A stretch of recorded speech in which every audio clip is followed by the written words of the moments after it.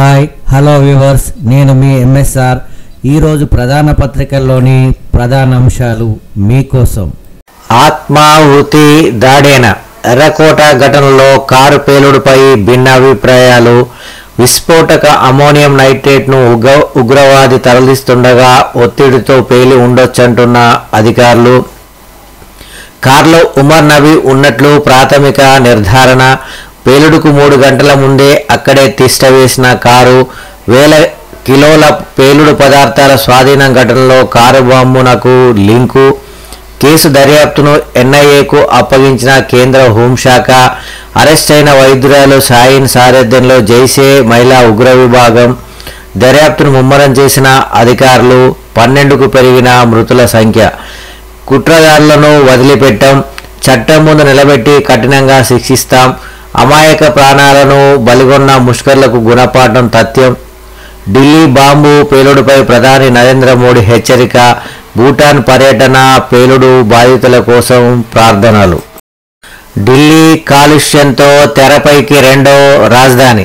కొన్ని కేంద్ర కార్యాలయాలు హైదరాబాద్కు. త్వరలో విధానపరమైన నిర్ణయం. హైదరాబాద్ను రెండో రాజధానిగా ప్రకటించేందుకు అంతర్గత కసరత్తు. కేంద్ర పర్యావరణ శాఖ ప్రత్యేక దృష్టి. జూబ్లీ హిల్స్ కాంగ్రెస్ వైపు 48.43% సాయంత్రం వరకు ఓటింగు. 8 ఎగ్జిట్ పోల్స్లో హస్తం, మరో 2 బీఆర్ఎస్. పోలింగ్ ప్రశాంతం, మందకోడిగా ప్రారంభమై సాయంత్రానికి కొంత మెరుగైన వైనం. ఫలించని ఈసీ వ్యూహం, పెద్దగా స్పందించని ఓటరు. పెద్ద మెజారిటీతో గెలుస్తున్నాం. పిసిసి అధ్యక్షుడు మహేష్ కుమార్ గౌడ్. ఓటర్లకు ధన్యవాదాలు కేటీఆర్. అస్తం ఐక్యత మంత్రం. కాంగ్రెస్ ఎక్కడుందనే స్టేజ్ నుంచి గెలవబోతుందనే సర్వేల వరకు. 1 కోటి మంది రైతులకు భూధార్ కార్డు. ప్రతి జిల్లాలో 70 గ్రామాల ఎంపిక. 2310 గ్రామాల్లో ఎంజాయ్మెంట్ సర్వే. లైసెన్సు సర్వేలతో సర్వేకు సన్నాహాలు. ఏ ఒక్కరిని వదిలిపెట్టను. ఉగ్రమూకలకు ప్రధాని మోడీ హెచ్చరిక.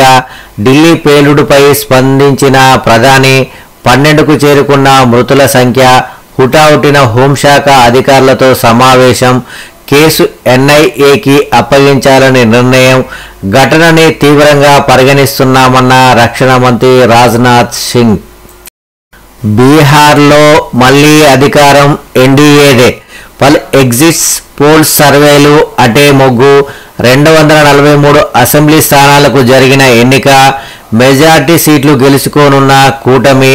మహిళలకు ₹10,000 నగదు పంపిణీ ప్రభావమే ఎక్కువ. మహాగఠ్ బంధన్కు 37.9% ఓట్లకే పరిమితం.